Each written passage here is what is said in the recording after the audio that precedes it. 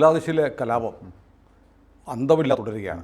പക്ഷെ ഇതിനിടയ്ക്ക് ബംഗാൾ മുഖ്യമന്ത്രി മമതാ ബാനർജി ഒരു കലക്കവെള്ളത്തിൽ മീൻ പിടിക്കാൻ, അതും രാജ്യവിരുദ്ധമായൊരു കാര്യം. കാരണം ബംഗ്ലാദേശിൽ നിന്ന് വലിയ തോതിൽ അഭയാർത്ഥികൾ ഉണ്ടായി വന്നാൽ അവരെ ബംഗാൾ സ്വീകരിക്കുമെന്നാണ് മമത പറയുന്നത്. മമതയ്ക്ക് എന്തധികാരം?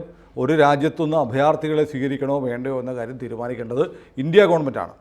ബംഗ്ലാദേശ് യുദ്ധം പോലും 71 ഉണ്ടായത് അവിടുത്തെ കിഴക്കൻ ബംഗ്ലാദേശിലെ ആളുകൾ, പാകിസ്ഥാനിലെ ജനങ്ങൾ പാകിസ്ഥാൻ സർക്കാരിനെതിരെ നടത്തിയ സമരത്തിൻ്റെ ഭാഗമായി അഭയാർത്ഥികൾ ഇങ്ങോട്ട് വന്നപ്പോഴാണ് ഇന്ത്യ ഇടപെടുകയും ബംഗ്ലാദേശ് എന്നുള്ള രാജ്യം ഉണ്ടാവുകയും ചെയ്തത്.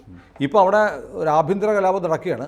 അപ്പോൾ മമത പറയുകയാണ് ഞങ്ങൾ അഭയം കൊടുക്കും എന്ന് പറഞ്ഞാൽ അതൊരു ഇൻവിറ്റേഷനാണ്. കാരണം മുസ്ലിം വോട്ട് കൊണ്ട് ജീവിക്കുന്ന ഒരു ജീവിയാണ് ഇപ്പോൾ ബംഗാൾ മുഖ്യമന്ത്രി.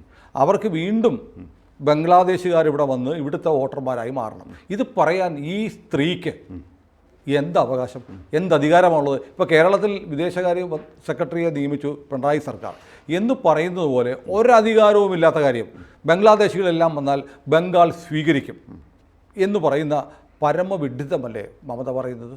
അതെ, തുടക്കത്തിൽ ഈ പ്രശ്നം ഉണ്ടായിരുന്ന തുടക്കത്തിൽ മമതാ ബാനർജി കാര്യത്തിലൊന്നും പറയാതെ നിൽക്കായിരുന്നു. അതായത് 30% ഗവൺമെൻറ് ജോബ് കോട്ട വേണം എന്ന് 71 സമരത്തിൽ പങ്കെടുത്തവരുടെ ഫാമിലി അന്നത്തെ വാർ വെറ്ററൻസിൻ്റെ കിൻസ് അല്ലെങ്കിൽ ബന്ധുക്കൾക്ക് ജോലി കൊടുക്കണം, അത് 30% അവർക്ക് കൊടുക്കണം എന്നാണ് പറഞ്ഞത്. അപ്പം തുടങ്ങി ഈ പ്രശ്നം. പക്ഷേ ഇത് പലപ്പോഴായിട്ട് ഇങ്ങനെ വന്നും പോയി ഇരിക്കുന്ന ഇടയ്ക്ക് ഇത് ഹസീന പിൻവലിച്ചു. പക്ഷേ ഹൈക്കോടതി ഇടപെട്ട് റീഇൻസ്റ്റാൾ ചെയ്തു. ഹസീന പിൻവലിച്ചത് അപ്പോൾ ആ സമയം മുമ്പത്തെ ഇലക്ഷൻ്റെ സമയം അടുത്ത് കഴിഞ്ഞപ്പോഴാണ് പ്രശ്നം ആരംഭിച്ചത്. അപ്പോൾ പെട്ടെന്നൊന്ന് പിൻവലിച്ചായിരുന്നു. 2018 അപ്പോൾ on the eve of the election എന്ന് പറഞ്ഞോണാണ്. അപ്പോൾ ഇലക്ഷൻ്റെ മുമ്പ് പ്രശ്നം വേണ്ട എന്ന് കരുതിയിട്ട് ഇത് പിൻവലിച്ചായിരുന്നു, ഈ നിയമം പിൻവലിച്ചായിരുന്നു. പക്ഷേ പിന്നീട് ഈ ജൂണിലോ മറ്റോ ഹൈക്കോർട്ട് പറഞ്ഞു ഈ 30% ആയിക്കോട്ടെ എന്ന് പറഞ്ഞു. അത് ആദ്യം സുപ്രീം കോടതി ശരിവെച്ചു. പക്ഷേ അതിഭയാനകമായ കലാപമാണ് അവിടെ ഉണ്ടായിരുന്നത്. പിന്നെ കലാപകാരികളുടെ ആവശ്യം ഒരു റിസർവേഷനും വേണ്ട എന്നുള്ള തോതിലാണ് പറഞ്ഞിരുന്നത്. പക്ഷേ ഇപ്പോൾ ഈ സംഭവം ഉണ്ടായതിനു ശേഷം, പ്രത്യേകിച്ച് ഈ ട്യൂസ്ഡേ അവിടെ പോലീസുകാർക്ക് ഗ്രനേഡ് പൊട്ടിക്കേണ്ടി വന്നു, പിന്നെ റബ്ബർ ബുള്ളറ്റ്സ് ഉപയോഗിക്കേണ്ടി വന്നു. അങ്ങനെ പല തരത്തിൽ വെടിവെക്കാനും അങ്ങനെ 105 പേർ മരിച്ചിട്ടുണ്ട്. അതെ, അപ്പോൾ 105 even that number has gone up എന്ന് എനിക്ക് തോന്നുന്നു. പിന്നെയും മരിച്ചുകൊണ്ടിരിക്കുകയാണ്. ഇറ്റ് ഹാസ് കം ടു ഇപ്പോൾ ലേറ്റസ്റ്റ് എവിടെയോ കണ്ടത് 155 വരെ ആയിട്ടുണ്ടെന്നാണ്. അത് ശരി. അതങ്ങനെ കൂടിക്കൊണ്ടേയിരിക്കണം. അപ്പോൾ അതുകൊണ്ട് സുപ്രീം കോടതി ഇടപെട്ടു. സുപ്രീം കോടതി പറഞ്ഞു ഈ 30% എന്നുള്ളത് നമുക്ക് 5% ആക്കാൻ നോക്കും. 5% റിസർവേഷൻ ഈ വാർ വെറ്ററൻസിൻ്റെ കിൻസ് നെക്സ്റ്റ് ബന്ധുക്കൾക്കോ അല്ലെങ്കിൽ ഗ്രാൻഡ് ചിൽഡ്രനൊക്കെ അങ്ങനെ 5% ആക്കി കുറയ്ക്കാം എന്ന് പറഞ്ഞു. അപ്പോൾ 93% മെരിറ്റിന്, 5% ഈ വാർ വെറ്ററൻസിൻ്റെ കിൻസ്, പിന്നെ അപ്പോഴും 2% ബാക്കിയുണ്ട്. ആ 2% ബാക്കി എന്ന് പറഞ്ഞു കഴിഞ്ഞാൽ എത്നിക് മൈനോറിറ്റീസിനും ട്രാൻസ്ജെൻഡേഴ്സിനുമായിട്ട് കൊടുക്കാം എന്നാണ് പറഞ്ഞിരിക്കുന്നത്. അത് തന്നെയാണ് 1% ഇപ്പോൾ തന്നെ പറയുന്നുണ്ട്. അപ്പോൾ ഇങ്ങനെ പറയുമ്പോൾ നമുക്ക് വേണമെങ്കിൽ കരുതാം, ഇപ്പോൾ അവർ വളരെ ഹാപ്പി ആയി കാണും എന്ന് നമുക്ക് വേണമെങ്കിൽ കരുതാം. 30% ആയിരുന്നത് 5% ആക്കി കുറച്ചല്ലോ എന്ന്.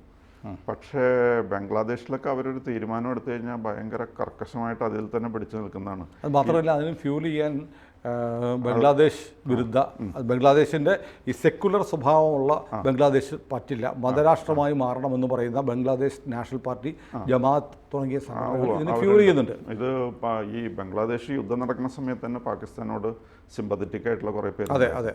അപ്പോൾ അങ്ങനെയുള്ള ആൾക്കാരെ സംബന്ധിച്ചിടത്തോളം ഈ അവാമി ലീഗും ഹസീനയൊക്കെ അവർക്ക് ഇഷ്ടമല്ല. എന്തെങ്കിലും പ്രശ്നം ഉണ്ടാകുമ്പോൾ അവർ ഹാപ്പിയാണ്. അപ്പോൾ അത് ഇവർ നന്നായിട്ട് ഇതിന് തീ കൊളുത്താനായിട്ട് നടക്കുന്നുണ്ടായിരുന്നു. അവരെ സംബന്ധിച്ച് പാകിസ്ഥാൻ IS അതിൻ്റെ പിന്നിലുണ്ട്. അവർ IS അല്ല, ISI, പാകിസ്ഥാൻ്റെ ചാര സംഘടനയാണ്. ISI ഉണ്ടെന്നാണ് റിപ്പോർട്ടുകൾ പറയുന്നത്. ഇപ്പോൾ കുറേ ആളുകൾ വീണ്ടും ബംഗ്ലാദേശ് പാകിസ്ഥാൻ്റെ ഭാഗമായി മാറണം എന്ന് ആഗ്രഹിക്കുന്ന കുറേ ആളുകൾ അവിടെയുണ്ട്. അങ്ങനെ കുറച്ച് പേരുണ്ട്. അപ്പോൾ ഇതിൻ്റെയൊക്കെ വെളിച്ചത്തിൽ അവിടെ ഇപ്പോൾ പ്രശ്നങ്ങൾ കാര്യം സുപ്രീം കോടതി ഇടപെട്ടത് നന്നായി. എന്നാലും അതുകൊണ്ടങ്ങ് തീരുമെന്ന് നമുക്ക് തീർത്ത് പറയാൻ പറ്റില്ല. അപ്പോൾ ആ തക്കത്തിനാണ് മമതാ ബാനർജി പറഞ്ഞിരിക്കുന്നത് അവിടെ നിന്ന് ആർക്ക് വേണമെങ്കിലും റെഫ്യൂജീസായിട്ട് വരാം, എന്ത് വേണമെങ്കിലും ആകാം, നമ്മൾ സ്വീകരിക്കാൻ 2 കൈ നീട്ടി സ്വീകരിക്കാൻ തയ്യാറാണെന്നൊക്കെയാണ് ഇപ്പോൾ മമത കരുതുന്നത്. മമത വേറൊരു രാജ്യമാണ്, അതിൻ്റെ പ്രധാനമന്ത്രിയാണ്. കാരണം ഇവർ മമത വരാൻ പറഞ്ഞാലും ഇവർ വരണമെങ്കിൽ BSFനെ മറികടന്ന് വേണം വരാൻ. അത് വേണം. ഇന്ത്യയുടെ സേന അവിടെ നിൽക്കുന്നത്. അപ്പോൾ അതൊന്നും പ്രായോഗികമല്ല. വെറുതെ കൈയ്യടി കിട്ടാൻ വേണ്ടി നിലവിലുള്ള അവിടുത്തെ മുസ്ലിങ്ങളെ ഒന്ന് എൻകറേജ് ചെയ്യാൻ വേണ്ടിയിട്ട് പറയുകയാണ്. അതായത് ഇമിഗ്രേഷൻ ആൻഡ് സിറ്റിസൺഷിപ്പ് അത് സെൻറ്ററിൻ്റെ ഏരിയയാണ്. അതിൽ മമതാ ബാനർജി കയറി ഇടപെടേണ്ട ആവശ്യമില്ല. ഓഫ് കോഴ്സ് ഇതിപ്പോൾ ഇലക്ഷൻ, പ്രത്യേകിച്ച് ഇപ്പോൾ ജാർഖണ്ഡിൽ എന്തോ ഇലക്ഷനൊക്കെ നടക്കാൻ പോകുന്നുണ്ട്. അപ്പോൾ അവിടെ വോട്ട് പിടിക്കാനായിട്ടായിരിക്കണം ഈ തന്ത്രം പ്രയോഗിക്കുന്നതെന്ന് വേണം കരുതാനായിട്ട്. പക്ഷേ രാജ്യവിരുദ്ധമായ കാര്യമല്ലേ അവർ പറയുന്നത്? ഒരു മുഖ്യമന്ത്രിക്ക് ഇതിനൊന്നും അധികാരമില്ല. മുഖ്യമന്ത്രി വിളിച്ചാൽ ആരെങ്കിലും വന്നാൽ പോലും അതിർത്തി കടത്തി BSF വിടത്തില്ല. ബംഗാൾ പോലീസിനൊന്നും ചെയ്യാനില്ല. ഇങ്ങനെ ഇരിക്കെ രാജ്യത്തിൻ്റെ താല്പര്യങ്ങൾ ആകെ അട്ടിമറിച്ച് ദേശവിരുദ്ധ ശക്തികളെ പ്രോത്സാഹിപ്പിക്കുന്ന തരത്തിൽ പ്രസംഗിക്കുന്ന ഇവരാണ് ഇന്ത്യൻ ഭരണഘടനയെ സംരക്ഷിക്കണം, മോദി അതിന് പരാജയപ്പെടുത്തണം എന്ന് പറയുന്നത്. അപ്പോൾ അവർ ക്ലിയർലി വോട്ട് ബാങ്ക് പൊളിറ്റിക്സാണ്.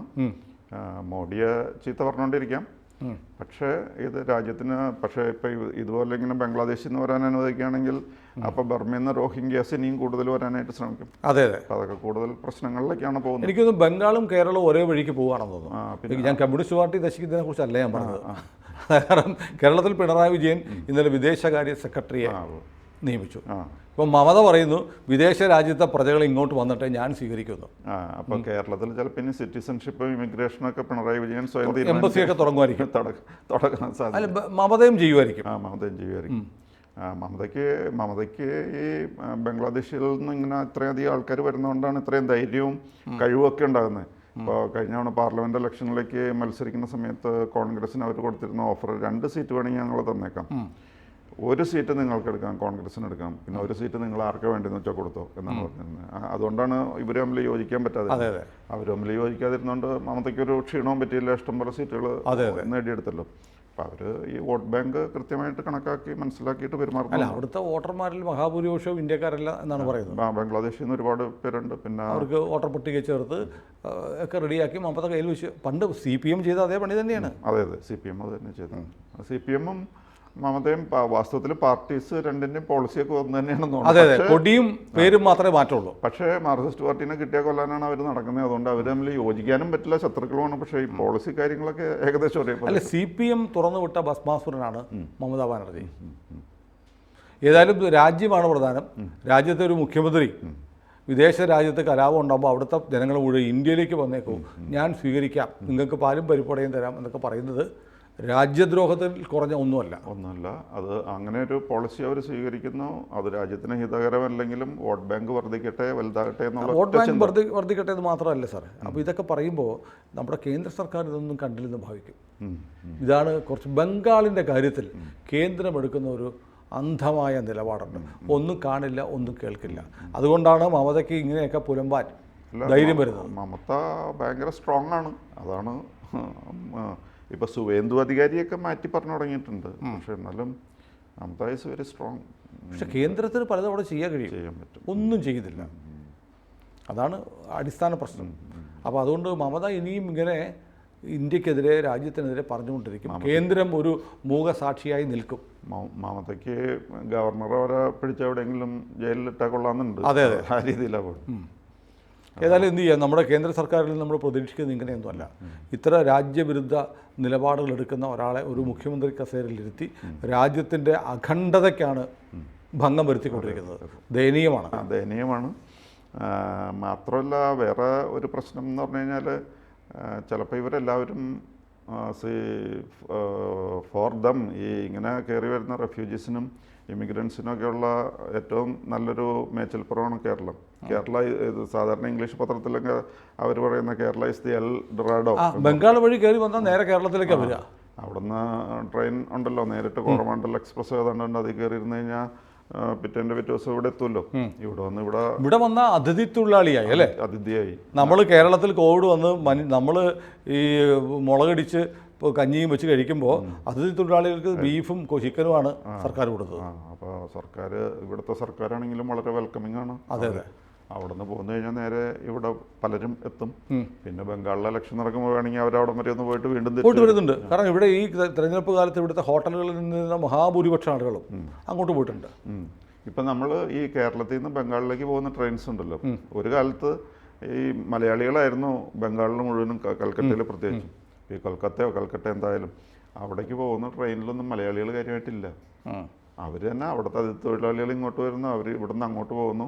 ഇപ്പം അത് ഈ അതിഥി തൊഴിലാളികളുടെ ഒരു ട്രെയിനായിട്ട് മാറി. മാത്രമല്ല കേരളത്തിൽ നിന്ന് ഇപ്പോൾ ബംഗാളിലേക്ക് പോകുന്നവർ വളരെ പണ്ടങ്ങാട്ടേക്കുന്ന ആൾക്കാർ മാത്രമേ ഉള്ളൂ. ഇപ്പൊ പുതിയതായിട്ട് ആരും പോകുന്നില്ല. അവിടെ അങ്ങനെ പോകാൻ കൊള്ളുന്നൊരു സ്ഥലമല്ല ബംഗാൾ. പതുക്കെ കാശ്മീർ പോലെ ഇന്ത്യയുടെ ശരീരത്തിലെ ഒരു പഴുത്ത മുറിവായി ബംഗാൾ മാറുകയാണ്. അപ്പോൾ ബംഗാളിൽ കേന്ദ്രത്തിനും വലിയ നിയന്ത്രണമില്ലാത്തൊരു കണ്ടീഷനാണ്. അതെ അതെ, അത് നമ്മൾ പലകുറി നമ്മൾ ഈ വർത്തമാനത്തിൽ തന്നെ പറഞ്ഞു, കേന്ദ്രം നിസ്സഹായമായി നിൽക്കുകയാണ്. കേന്ദ്രത്തിന് കഴിവില്ലാഞ്ഞിട്ടൊന്നുമല്ല. കാരണം ബംഗാൾ സർക്കാരിനെ പിരിച്ചുവിട്ടാൽ എന്ത് സംഭവിക്കുമെന്നാണ്. എന്നിട്ടൊരു 6 മാസം സുപ്രീം കോടതി കേസ് കൊടുക്കാതിരിക്കും. കേസ് അവിടെ നടക്കട്ടെ. അല്ല, വേറെ പ്രശ്നം എന്ന് പറഞ്ഞാൽ അങ്ങനെ ഏതെങ്കിലും പാർട്ടീനെ പിരിച്ചുവിട്ട അവിടുത്തെ പോപ്പുലർ ആൾക്കാരാണെങ്കിൽ 6 മാസം കഴിഞ്ഞ് വീണ്ടും ഇലക്ഷൻ വരുമ്പോൾ അവർ തന്നെ വരില്ലേ? അല്ല, അത് 6 മാസം കൊണ്ട് ചെയ്ത് കൂട്ടാവുന്ന ഒരുപാട് കാര്യങ്ങളുണ്ട്. ഒരുപാട് കാര്യങ്ങളുണ്ട്. കാരണം അവിടുത്തെ വോട്ടർ പട്ടിക പരിശോധിക്കാം, അനർഹരായ ബംഗ്ലാദേശികളെ കണ്ടെത്താം. 6 മാസം എന്നുള്ള വേണമെങ്കിൽ പാർലമെൻറ്റിൽ 6 മാസം കൂടെ നീട്ടാം. അല്ലെങ്കിൽ ഈ വേറെ കാര്യമുണ്ട്, ഈ അസ്വസ്ഥബാധിത പ്രദേശങ്ങളിൽ അപ്സ പോലെയുള്ള നിയമങ്ങൾ പ്രഖ്യാപിക്കാം. ഇങ്ങനെ കേന്ദ്രത്തിന് ചെയ്യാൻ ഒരുപാട് കാര്യങ്ങളുണ്ട്. വേണമെങ്കിൽ ബംഗാളിലെ ചില പ്രദേശങ്ങൾ കേന്ദ്രഭരണ പ്രദേശങ്ങളാക്കി മാറ്റാം. സുപ്രീം കോടതി പറഞ്ഞിട്ടുണ്ട് ഇന്ത്യ ഗവൺമെൻറ്റിന് സമ്പൂർണ്ണ അധികാരവും അവകാശവും ഉണ്ട് ഏതെങ്കിലും പ്രദേശത്തെ യൂണിയൻ ടെറിട്ടറി ആയിട്ട് പ്രഖ്യാപിക്കാമെന്ന് സുപ്രീം കോടതിയുടെ വിധിയുണ്ട്. അങ്ങനെ ബംഗാളിനെ മെരുക്കാൻ തീരുമാനിച്ചാൽ ഒരുപാട് മാർഗങ്ങൾ കേന്ദ്രത്തിലുണ്ട്. കേന്ദ്രം ഒരു മൈറ്റി പവറാണ്, സ്റ്റേറ്റ് വിചാരിക്കുന്ന പോലൊന്നുമല്ല. അപ്പോൾ കേന്ദ്ര സർക്കാർ അല്ലെങ്കിൽ നരേന്ദ്രമോദി അല്ലെങ്കിൽ അമിത്ഷാ ബംഗാളിൻ്റെ കാര്യത്തിൽ എടുക്കുന്ന അലംഭാവം BJPയുടെ അടിവേര് മാന്തുകയാണ് അവിടെ. അവിടുത്തെ ഗവർണർക്ക് പോലും രക്ഷയില്ല. BJPക്കാരൊക്കെ ഒന്നെങ്കിൽ TMC ചെയ്യുകയോ അല്ലെങ്കിൽ രാഷ്ട്രീയം നിർത്തി വീട്ടിലിരിക്കുകയോ ചെയ്യുകയാണ്. ഇപ്പോൾ ബംഗാളിൽ BJPയെ തകർക്കുന്നത് കേന്ദ്ര സർക്കാരാണെന്ന് പറഞ്ഞാൽ അത് 2 പക്ഷമില്ല. അതിന് അവർ വേറെ പ്രത്യേകിച്ച് അങ്ങനെ ഈ കാട്ടിക്കൂട്ടുന്നതിനൊക്കെ തക്ക രീതിയിലുള്ള എത്ര BJP പ്രവർത്തകരെ കൊന്നു, ഒന്നും ചെയ്യുന്നില്ല. ഇത് വലിയ അവിടുത്തെ ഹിന്ദുക്കൾ നിലവിളിക്കുകയാണ്. അവിടെ മുസ്ലിമുകൾക്കല്ലാതെ ആർക്കും ജീവിക്കാൻ വയ്യ. TMC എന്ന് പറയുന്ന പാർട്ടി മുസ്ലിം ലീഗിൻ്റെ ഒരു വലിയ രൂപമായി മാറിയിരിക്കും. അതാണ് അവിടെ നടക്കുന്നത്. മുസ്ലിം ലീഗ് എന്ന് പറഞ്ഞിട്ട് കാര്യമില്ല. മുസ്ലിം ലീഗ് ഈ തരത്തിലുള്ള ഗുണ്ടായുസമൊന്നും കേരളത്തിൽ നടന്നില്ല. കേരളത്തിൽ മുസ്ലിംസിനെ സമാധാനപരമായിട്ട് പോകാൻ നയിക്കുന്ന ഒരു പാർട്ടിയാണ് മുസ്ലിം ലീഗ്. അല്ല, ഇവിടുത്തെ മുസ്ലിംസൊക്കെ ഇന്ത്യക്കാരാ. അതുകൊണ്ടാ ഇവന്മാരൊന്നും ഇന്ത്യക്കാരല്ല. ബംഗാളിലുള്ളവന്മാരൊക്കെ ബംഗ്ലാദേശികളാണ്, റോഹിംഗ്യൻസാണ്. അവർക്ക് ഇന്ത്യക്കാരുടെ എന്ത് കമ്മിറ്റ്മെൻറ്റ്? നമ്മളൊക്കെ ഹിന്ദു, മുസ്ലിം, ക്രിസ്ത്യാനി അല്ലെങ്കിൽ CPM, ലീഗ്, BJP ആണെങ്കിലും നമ്മളെല്ലാം കേരളീയരും ഇന്ത്യക്കാരുമാണ്. അതുകൊണ്ടാണ് പരസ്പരം അങ്ങോട്ടും ഇങ്ങോട്ടും ഇങ്ങനെയുള്ള വംശഹത്യയോ അല്ലെങ്കിൽ രാഷ്ട്രീയമായ ഉന്മൂലനമോ ചെയ്യാത്തത്.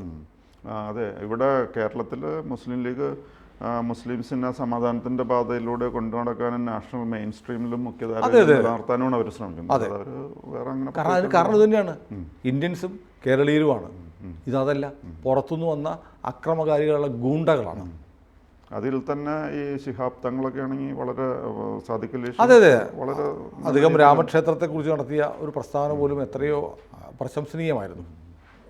ഏതായാലും ബംഗാളിൻ്റെ പേരിൽ നമുക്ക് ഇന്നും ഒരു തുള്ളി കണ്ണീർ പൊഴിക്കാം. കൂടുതൽ വാർത്തകളും വിശേഷങ്ങളും നിങ്ങളിലേക്ക് എത്താൻ ABC മലയാളം സബ്സ്ക്രൈബ് ചെയ്യുക, ബെൽ ബട്ടണും അമർത്തുക.